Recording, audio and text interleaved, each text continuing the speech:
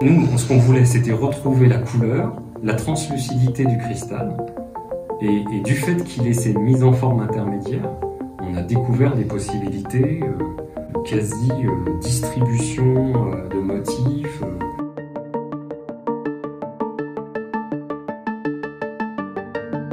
Bonjour, Jenny Faucheux, je suis professeure à Mines Saint-Étienne au laboratoire Georges Friedel et mes spécialités de recherche sont plutôt la conception et l'ingénierie des matériaux. Bonjour, Jean-François Bassereau, je suis le collègue de Jenny et également dans des fonctions d'enseignant-chercheur aux arts décoratifs à Paris avec une activité privée en design. On a participé à la rédaction d'un appel à projet filière stratégique ANR, donc un projet qui a été structurant pour nous sur tout ce qui est mode et luxe et comment la recherche peut impacter l'innovation dans ce secteur qui, si je mets de côté la cosmétique et la parfumerie, n'a pas du tout l'habitude de dialoguer avec la recherche, avec les chercheurs. C'est effectivement deux mondes qui sont quasiment parallèles et qui sont dans des temporalités différentes. La recherche, c'est vraiment des temporalités très longues.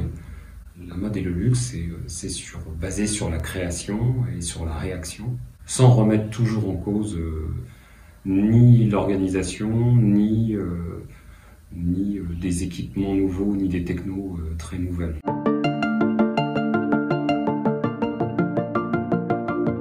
Cette filière qui est de loin la leader mondial incontesté depuis des décennies, c'est peut-être la seule dont la France pourrait s'enorgueillir. Elle est souvent mise un peu de côté parce que politiquement difficile à défendre. On assimile la mode et le luxe à l'élite, donc quelque chose qui ne correspond pas en fait à une dimension réellement sociale. Et donc on a voulu s'emparer de cette filière comme étant à la fois culturelle, structurante, et en soupçonnant qu'il y avait une recherche à imaginer pour ce secteur.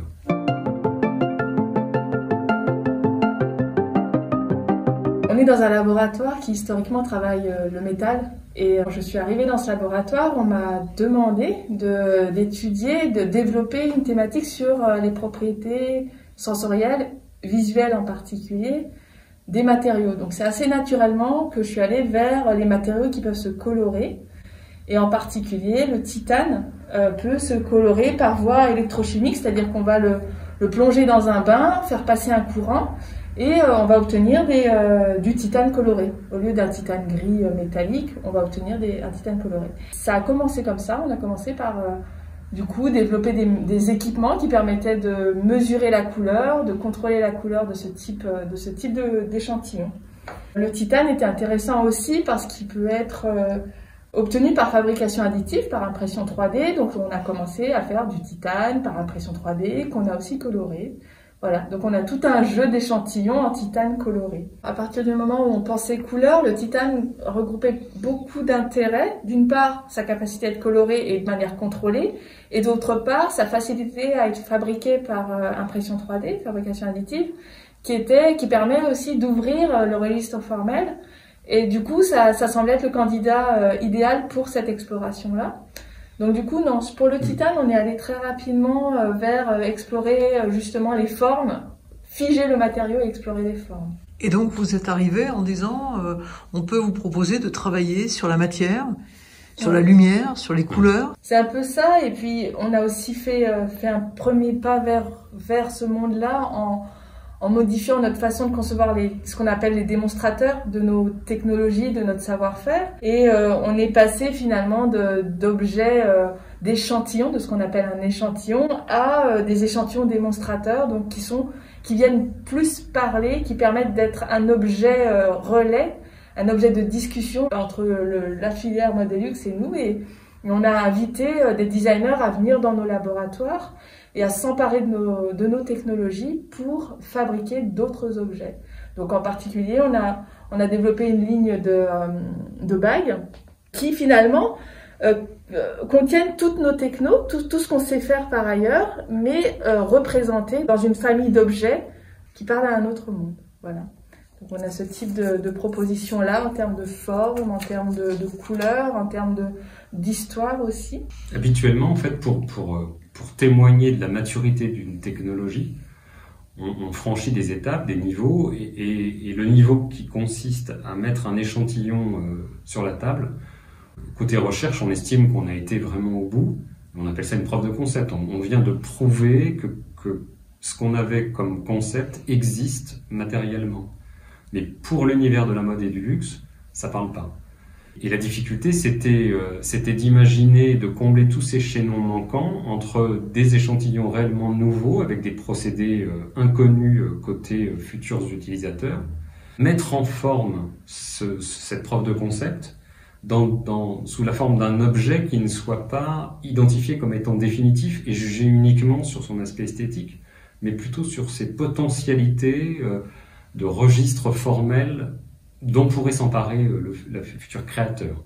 Là, dans les échantillons qu'on a, on a cette première histoire qui est justement l'histoire du titane. Ça vient de nous, c'est notre savoir-faire. On a juste essayé de créer des objets, des démonstrateurs qui parlent plus à l'univers mode et luxe. Et puis, il y a l'autre sens aussi. Il y a aussi l'univers de la mode et le luxe qui nous contacte, qui nous pose un problème, qui est en particulier les cristalleries, qui ont énormément de rebuts, et qui se questionnent en fait sur la valorisation des rebuts de cristal. Et ça, c'était un autre point de départ. C'est un point de départ qui ne nous appartient pas, c'est un point de départ qui a été proposé par l'univers mode et luxe.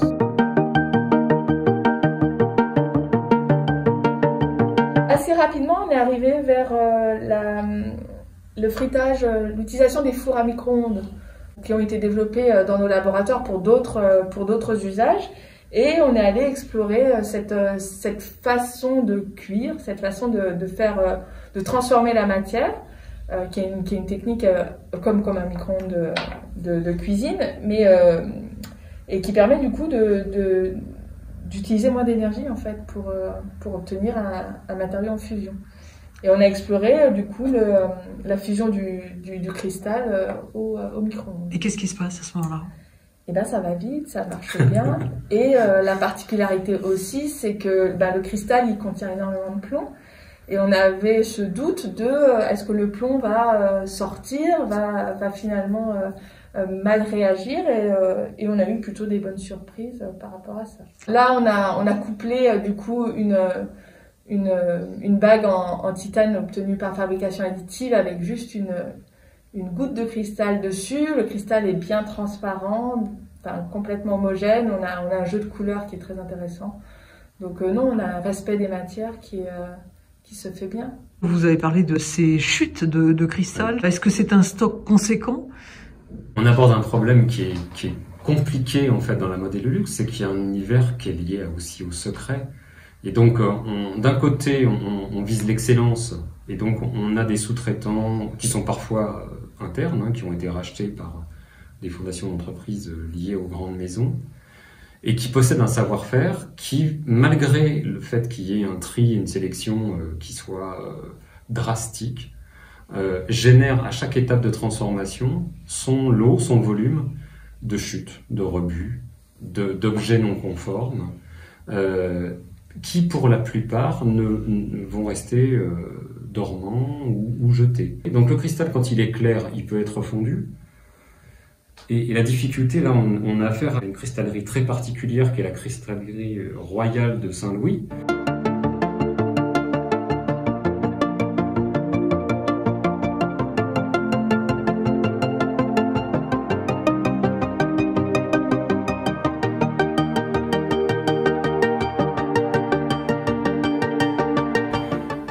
Est réputé pour avoir un cristal qui a plus de teneur en plomb que les autres cristalleries et qui utilise le plus de couleurs, donc le plus d'oxyde métallique pour colorer son cristal, sachant qu'en fait les gammes de couleurs ne sont jamais suivies. C'est-à-dire qu'une couleur, on va la faire une année, puis ensuite on va peut-être attendre 5-6 ans avant de retrouver la même oxyde.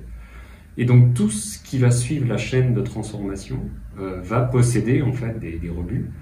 Et sachant que le savoir-faire de la cristallerie de Saint-Louis, c'est le cristal doublé. Donc tailler un cristal coloré pour faire apparaître le cristal clair et jouer sur des motifs par enlèvement de matière. le graveur va enlever la matière pour réaliser des motifs. Donc là, ça rajoute encore des risques que les motifs soient pas parfaitement symétriques, qu'ils soient pas répartis autour de l'objet, et ça va rajouter en fait du rebut.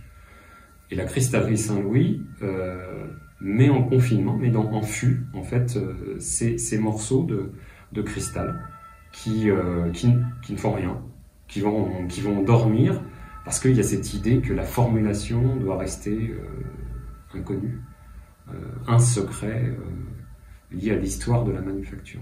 Enfin, plus généralement dans le cadre de Cara, Modelux, c'est un programme qui a visé à réveiller toutes ces chutes et ces rebuts et ces déchets, et qui a donné lieu à une dénomination. On a voulu traduire à la française le terme upcycling, on l'a traduit par supercyclage, pour montrer qu'en fait on pouvait s'emparer de chutes et de rebuts, et puis de leur ajouter une valeur, en augmentant leur qualité sensorielle, quitte même à les retrouver, et en travaillant de manière associée à une réelle transformation. Donc ce que Jenny a expliqué sur, par exemple, l'existence du four à micro-ondes, les techniques de cristallerie avec le verre fondu nécessitent un moule, nécessitent en fait des investissements assez importants et une énergie dépensée énorme.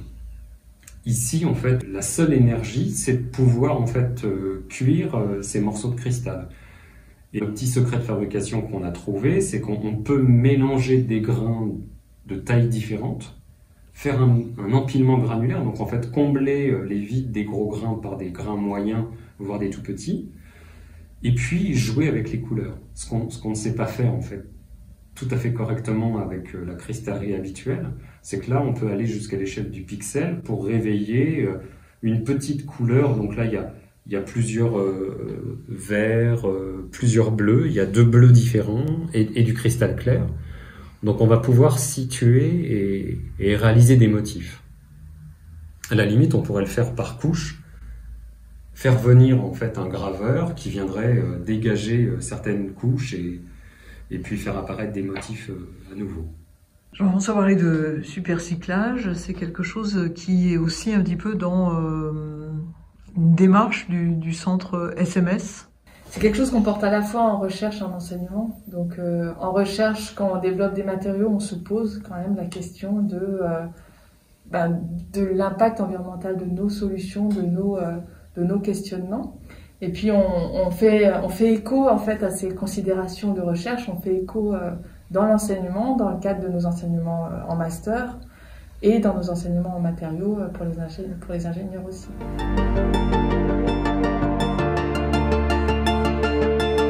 Pour répondre à l'appel à projet ANR, c'était sous condition, il fallait être labellisé Carnot.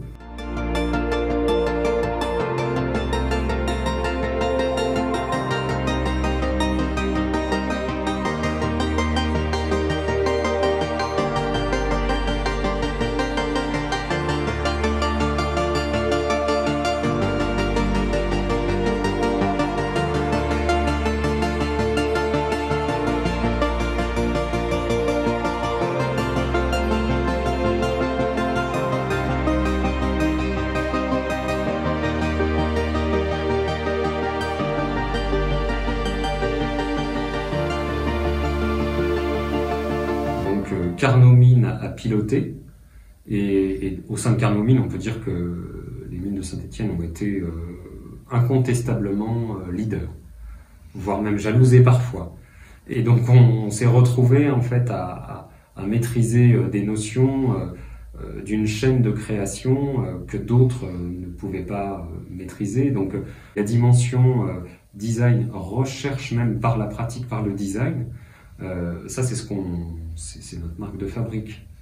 Donc on a pu s'autoriser même à aller jusqu'à avec la connaissance qu'on peut avoir de cet univers mode et luxe pour intéresser certaines maisons, donc la maison Hermès en l'occurrence. On a été jusqu'à faire un petit hommage à du temps en fait où Martin Margiela était le directeur artistique. Il avait en fait imaginé un bouton qui, dans la couture, reformait le H de la maison Hermès. Et donc, voilà, on a réalisé un hommage à Margiela pour intéresser Hermès, en montrant qu'on pouvait aussi réaliser de la mercerie avec des objets précieux. Donc là, c'est du cloisonné, c'est une forme céramique qui emprisonne en fait les petits cristaux de Saint-Louis pour un bouton hommage. Travailler pour une industrie telle que l'industrie du luxe, qu'est-ce que ça veut dire pour vous? Est-ce que c'est travailler comme, finalement, en tant que chercheur, peu importe la production qui pourra être engendrée derrière? Est-ce que là, parce qu'il y a aussi la notion d'esthétique, parce qu'il y a aussi l'image d'une industrie par rapport à un pays, d'un savoir-faire particulier, d'une reconnaissance mondiale, ça change un peu les choses ou pas? En recherche, on a l'habitude de maintenir la confidentialité, on sait faire. Et là, on a affaire à du secret, donc c'est à peu près les mêmes régimes de mode de fonctionnement. On est toujours surpris en fait par parfois une espèce de réaction épidermique face à la recherche, côté secteur mode et luxe.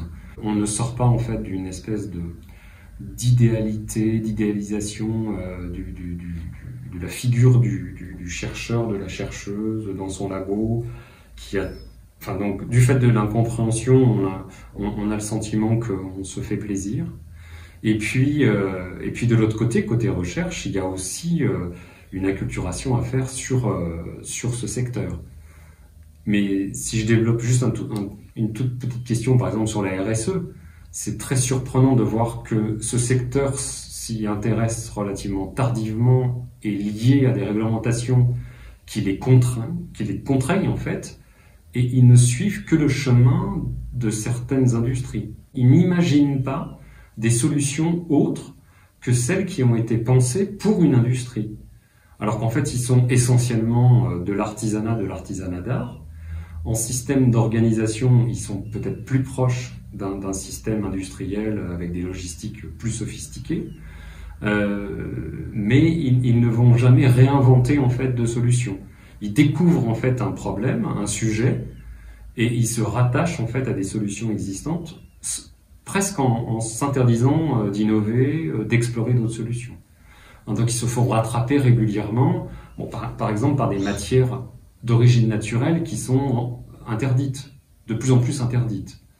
Donc ça, ces questions-là, elles nous ont été rapportées et on a développé un système de réponse aussi sur ces aspects-là. Je suis assez d'accord pour le culte du secret qui de toute façon fait quelque chose qu'on connaît déjà. Donc on aurait pu penser que ce serait plus dur, mais finalement non. Je dirais qu'il y a juste un langage à mettre en place, mais méthodologiquement parlant, j'aurais tendance à dire que c'est pareil.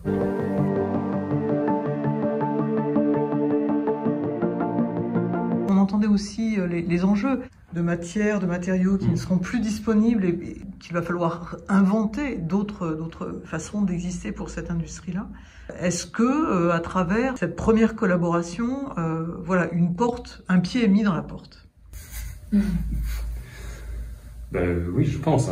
Je pense, et de deux manières différentes. Côté mode luxe, on va dire artisanat très haut de gamme, il y a une tendance qui est de plus en plus forte d'encourager les étudiants à poursuivre en recherche.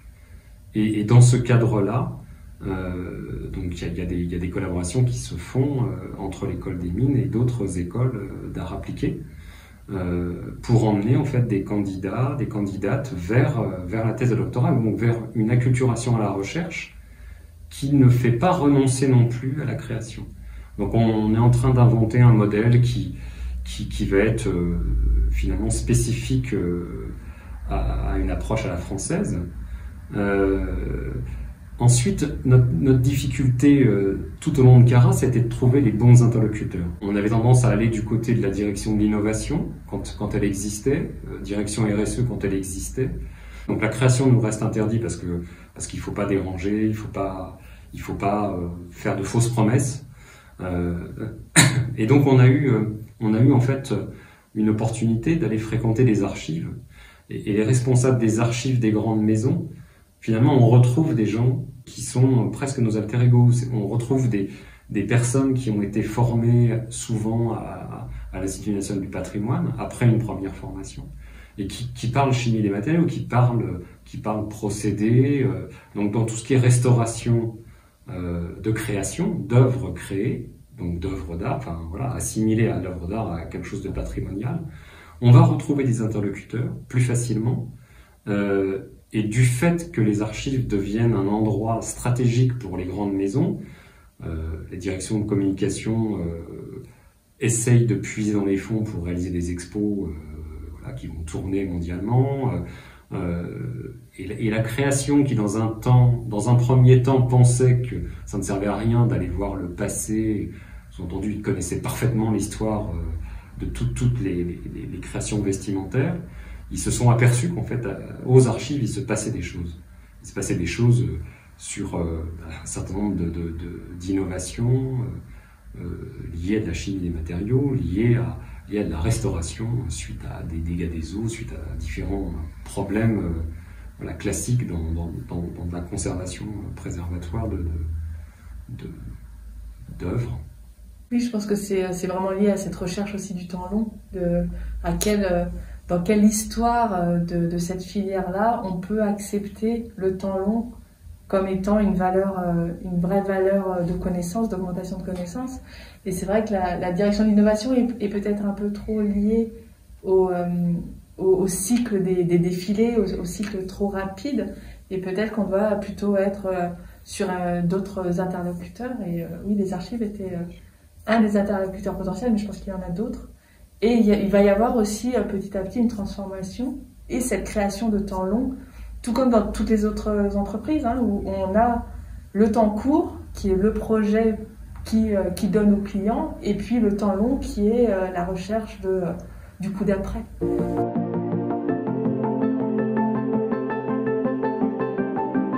Alors l'apport du design dans le projet classique qui consiste à sortir du laboratoire un procédé innovant, relativement nouveau, ça permet en fait de combler l'échelon manquant vers le futur utilisateur. Si on trace un chemin idéal, on préfère avoir un utilisateur en face de nous, échanger avec lui, échanger sur ses attentes, ses contraintes. Bon, ça présuppose que l'utilisateur il a une connaissance aussi de la technologie, qui manipule différentes échelles pour comprendre les phénomènes liés à la transformation de certaines matières. Mais en fait, il nous faut l'utilisateur. Et l'utilisateur, souvent, il a quand même besoin d'un petit traducteur. Et le design, certains modes de design apparaissent comme des traductions, des traducteurs un peu idéaux, qui arrivent pas forcément seulement avec des mots, mais avec des supports graphiques, avec des éléments schématiques, parfois des maquettes, à rendre compte d'une attente, et puis aller côté recherche et essayer d'exploiter tout le potentiel d'une découverte, pour revenir et affiner. Alors, on n'a pas le droit d'en parler, mais on a quelques exemples comme ça de belles histoires, où des chercheurs découvrent, on va dire, une matière, et par formulation différente, on amène cette matière vers un usage en augmentant les propriétés pour les satisfaire à la future utilisation.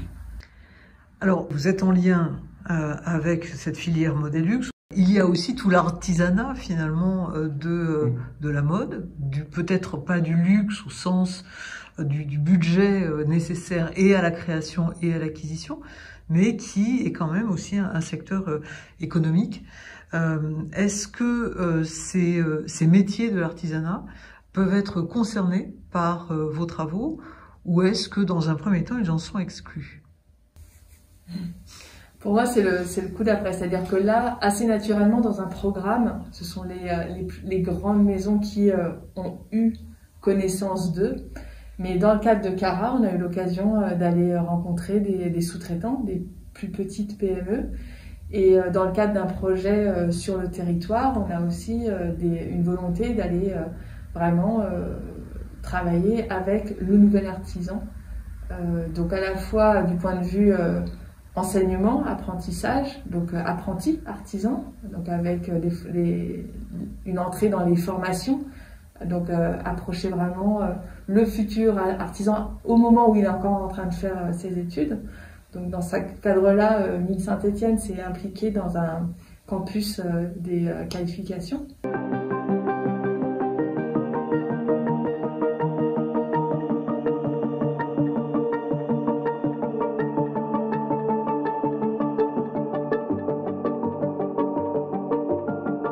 Et du coup va être impliqué pour apporter la vision recherche aux étudiants dès le bac en fait, dès le niveau bac.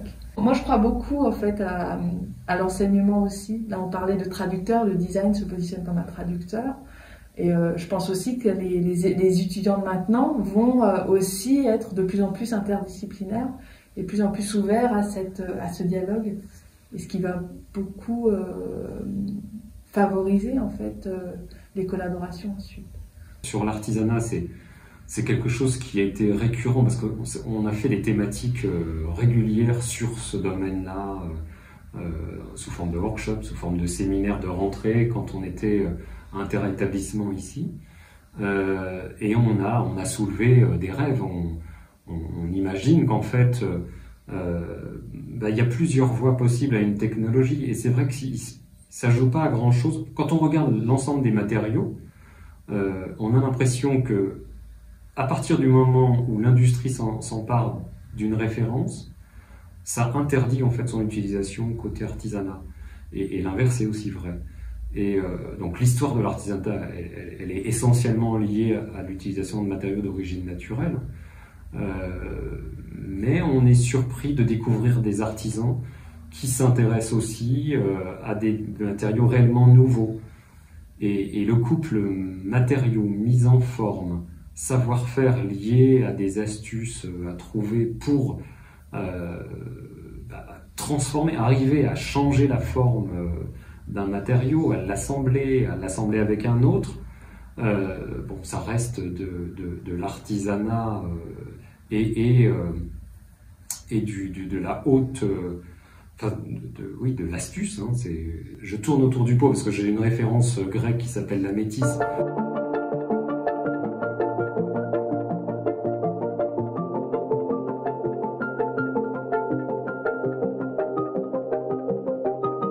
Mais il faut déployer cet art de la ruse pour arriver à ses fins alors que le matériau n'a pas envie d'aller vers la forme qu'on voudrait lui donner. Et donc cette ruse-là, ça fait partie de l'artisanat et on peut l'inventer en même temps qu'on invente la techno. On n'est pas obligé en fait de réserver tout ce qui est nouvelle technologie à l'industrie. Et si je rebondis sur ce que disait Jenny, sur nos futurs interlocuteurs, hein, on a clairement quitté notre domaine de confort. Habituellement, en recherche, on retrouve comme interlocuteurs nos anciens étudiants, enfin même si on ne les a pas eu directement, mais des anciens étudiants issus de la filière. Et donc, on est en train de former nos futurs interlocuteurs qui un jour seront dans la mode et le luxe et auront des fonctions qui permettront en fait de travailler de manière beaucoup plus fluide que ce qu'on a tenté de faire exister dans Caramo du luxe.